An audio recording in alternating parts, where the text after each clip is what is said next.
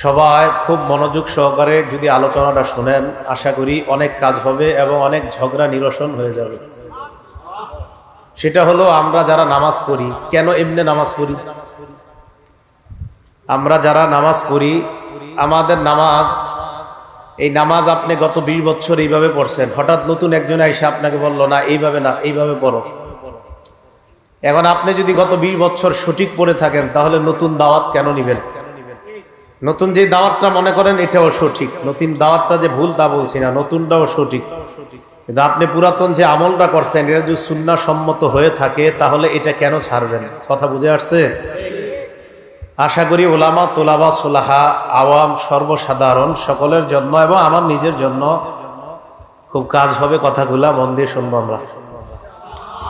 সূরা মাইদার 6 নম্বর আয়াতে আল্লাহ বলেন, ইয়া আইয়ুহাল্লাযীনা আমানু ইযা কুমতুম ইলাস সালাহ, হে ঈমানদারগণ, যখন তোমরা নামাজের ইচ্ছা করো, ফাগসিলু ওয়ুজুহাকুম ওয়া আইদিয়াকুম ইলাল মারাফিক, চেহারা ধৌত করো, 2 হাত কনুই পর্যন্ত ধৌত করো, ওয়ামসাহু বিরুউসিকুম, মাথা মাসাহ করো, ওয়া আরজুলাকুম ইলাল কাবাইন, পা টাকনু সহ ধৌত করো, ওয়া ইন কুনতুম জুনুবান ফাত্তাহহারু, আর যদি গোসল ফরজ হয় তাহলে গোসল, এই ফরজ গোসলটা করে ভালোভাবে পবিত্রতা অর্জন করো।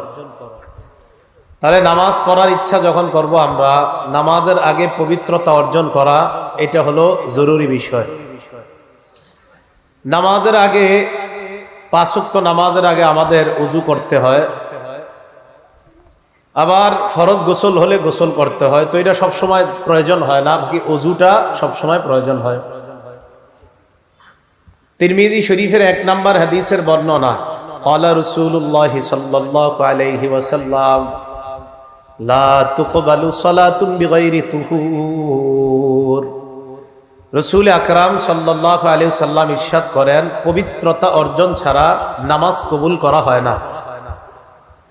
তিরমিজি শরীফের 2 নম্বর হাদিস, ক্বালা রাসূলুল্লাহ সাল্লাল্লাহু আলাইহি ওয়াসাল্লাম, ইযা তাওয়াদ্দাআল আবদুল মুসলিমু আওয়াল মুমিনু, রাসূল আকরাম সাল্লাল্লাহু আলাইহি সাল্লাম বলেন, কোন মুসলমান অথবা ইমানদার যখন ওযু করে, ফাগসালা ওয়াজহা, যখন ওযু করার সময় চেহারা ধৌত করে, খরাজা মিন ওয়াজহিহি কুল্লু খাতিআতিন নাযারা ইলাইহা বিআইনাইহি, এই 2 চোখ দিয়া যত গুনাহ করে, চেহারার এই পানিগুলা যখন পড়ে, মাআল মাই আও মা আখিরি কতরিল মা, এই শেষ ফোঁটা পানির সাথে এই নজরের গুনাহগুলা ঝরে পড়ে যায়। এই জন্য চেহারা যখন আমরা ধৌত করব ওযুতে, গুরুত্ব সহকারে এই আমলটা করা। ওয়া ইযা গাসালা ইয়াদাইহি, বান্দা যখন 2 হাত ধৌত করে, আল্লাহ নবী বলেন, সুম্মা গাসালা ইয়াদাইহি, হাত যখন 2টা ধৌত করে, খরাজা কুল্লু খাতিআ মিন ইয়াদাইহি বাতাশাতহা ইয়াদা, হাত যখন ধৌত করে, এই 2 হাত দিয়ে যত অপরাধ করছে, হাতের পানিগুলা পড়ার সাথে সাথে তার এই গুনাহগুলা ঝরে পড়ে যায়। তিরমিজি শরীফের 3 নম্বর হাদিস, ক্বালা রাসূলুল্লাহ সাল্লাল্লাহু আলাইহি ওয়াসাল্লাম, মিফতাহুস সালাতি আত-তুহুর, আল্লাহ নবী বলেন, নামাজের চাবি হলো পবিত্রতা অর্জন করা। নামাজের চাবি হলো পবিত্রতা অর্জন করা। মনে রাখবেন, পবিত্রতা অর্জন করা একটা আমল, ওযু করা একটা আমল। আজকে থেকে একটা হাদিস সবসময় মনে রাখবেন, আমরা জীবনে যত আমল করি, এই আমলটা যেন সুন্দর করে করি, এটা আল্লাহ পছন্দ করেন। দলিল একটা কিতাব আছে নাম মুসনাদে আবি ইয়ালা, এই কিতাবের 4386 নম্বর হাদিসের বর্ণনা, عن عائشة الصديقة رضي الله تعالى عنها قالت قال رسول الله صلى الله عليه وسلم, আম্মা জান আয়েশা সিদ্দিকার বর্ণনা, আল্লাহ নবী বলেন, ইন্নাল্লাহা ইউহিব্বু ইযা আমিলা আহাদুকুম আমালান আন ইউতিনা, তোমাদের কেউ যখন কোনো আমল করো, ওই আমলটা যেন ইত্তানের সাথে সুন্দরভাবে করো, এই বিষয়টা আল্লাহ পছন্দ করেন। আমল সুন্দরভাবে করা, এটা আল্লাহ পছন্দ করেন। আমি আপনি জীবনে চলার পথে যত ভালো আমল করি এটা সুন্দরভাবে করা আল্লাহ পছন্দ করেন। বলেন ওযু একটা আমল কিনা? এজন্য ওযু যেন সুন্দরভাবে করেন, এটা নবীজির নির্দেশ। দলিল সহিহ বুখারী 6290 নাম্বার হাদিসের বর্ণনা।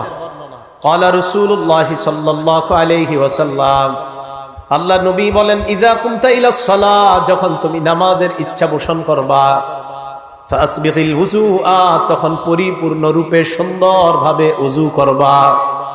নামাজের ইচ্ছা পোষণ করবা, সুন্দরভাবে পরিপূর্ণ ওযু করবা। তাহলে হাদিসে নবী পরিপূর্ণ বললেন। এখন আপনাদের প্রশ্ন, হুজুর পরিপূর্ণ ওযু কাকে বলে এটা জানতে চাই। এটা আবার মুসলিম শরীফের 246 নাম্বার হাদিস থেকে জানবো আমরা।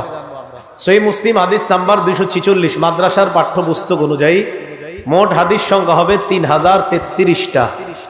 এই হাদিসের মধ্যে আসছে, ক্বালা রাসূলুল্লাহি সাল্লাল্লাহু আলাইহি ওয়াসাল্লাম, আল্লাহ রাসূল সাল্লাল্লাহু আলাইহি সাল্লাম এই হাদিসের মধ্যে আমার আপনার জন্য আজীব একটা শব্দ বলছে। আগে পুরো হাদিসটা শুনি। এক তাবী, তার নাম নুআইম ইবনে আব্দুল্লাহ। এই নুআইম ইবনে আব্দুল্লাহ উনি বর্ণনা করেন, উনি বলেন, রাআইতু আবু হুরায়রা রাদিয়াল্লাহু তাআলা আনহু ইয়াতাওয়াদ্দা, আমি আল্লাহর নবীর সাহাবা আবু হুরায়রাকে ওযু করতে দেখলাম। আবু হুরায়রাকে আমি দেখলাম, ফাগাসালা ওয়াজহা, উনি যখন ওযু করে, ফাসবাগাল মা, চেহারা উনি ভালোভাবে ধৌত করে, উত্তম ভাবে ধৌত করে। এরপর বলেন, সুম্মা গাসালা ইয়াদাহুল ইউমনা ফাআশরাআ ফিল আদুদ, ডান হাত বাহু পর্যন্ত, বাহু সহ সুন্দরভাবে ধৌত করে। ওয়াদাহুল ইউসরা ফাআশরাআ ফিল আদুদ, বাম হাত বাহু পর্যন্ত সুন্দরভাবে বাহু সহ ধৌত করে। সুম্মা মাসাহা রাসা, মাথা মাসহ করে। সুম্মা গাসালা রিজলাহুল ইউমনা ফাআশরাআ ফিস সাক, পায়ের নালা সহ ভালোভাবে ধৌত করে। ওয়ারিজলাহুল ইউসরা ফাআশরাআ ফিস সাক, বাম পায়ের নালা সহ ভালোভাবে ধৌত করে। আবু হুরায়রা রাদিয়াল্লাহু তাআলা আনহু এইভাবে ওযু করার পর সামনে যারা, তাদেরকে বললেন, হাকাযা রাআইতু রাসূলুল্লাহি সাল্লাল্লাহু আলাইহি ওয়াসাল্লাম ইয়াতাওয়াদ্দা, আমি যেইভাবে ওযু করলাম তোমাদেরকে দেখাইলাম, আল্লাহর নবীকে অবিকল এইভাবে আমি ওযু করতে দেখেছিলাম। আমি নবীজিকে দেখছি এইভাবে ওযু করে। ঘটনা শেষ হয় নাই, হাদিস শেষ হয় নাই। আবু হুরায়রা বলেন, সুম্মা ক্বালা রাসূলুল্লাহি সাল্লাল্লাহু আলাইহি ওয়াসাল্লাম, এরপর আল্লাহ নবী বলেন, আনতুমুল গুররুল মুহাজ্জালুনা ইয়াউমাল কিয়ামা মিন ইসবাগিল ওযু, পরিপূর্ণভাবে ওযু করার কারণে, পরিপূর্ণভাবে হাত, চেহারা, পা গুলা ধৌত করার কারণে কিয়ামতের ময়দানে তোমাদের হাত, পা আর চেহারা, এই অঙ্গগুলা, ওযুর অঙ্গগুলা কিয়ামতের ময়দানে কোটি কোটি মানুষের মাঝে চকচক করতে থাকবে, এভাবে জ্বলতে থাকবে। অন্য বর্ণনায় সাহাবারা বললেন, ইয়া রাসূলুল্লাহ, কিয়ামতের ময়দানে আমাদেরকে আপনি কিভাবে চিনতে পারবেন? আল্লাহ নবী কয়, তোমরা ওযু করার কারণে ওযুর অঙ্গগুলা কিয়ামতের ময়দানে এমন চমকাইতে থাকবে, আমি দেখলেই চিনতে পারবো এগুলাই হলো আমার উম্মত।